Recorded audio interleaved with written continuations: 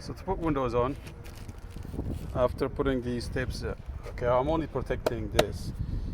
The window's gonna match to the outside, so it's not really protecting anything. There's no way water coming back in. Right? So the way I'm on the second floor, and I'm putting window from the inside. Right? You can see Matthew's what he's doing there is marking the width of the window onto the plate. So the width of the window from here to here is 4.25 inches. So we're gonna mark 4 inch from here to there, 4.25 inches, make a line.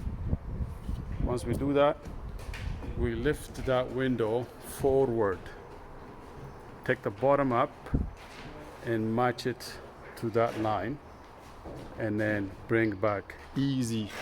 We're able to put a lot of windows in half an hour basically. So we put 1, 2, 3, 4 windows in half an hour. Rick and 3 people takes. Rick and Rob are able to put that window on. I help him out. So you're gonna see where we're gonna put. I'm gonna stand this camera and you will be able to see where these 2 buddies are there, the skids. I'm gonna put it in this angle and you get to see how we're gonna place the window. Okay.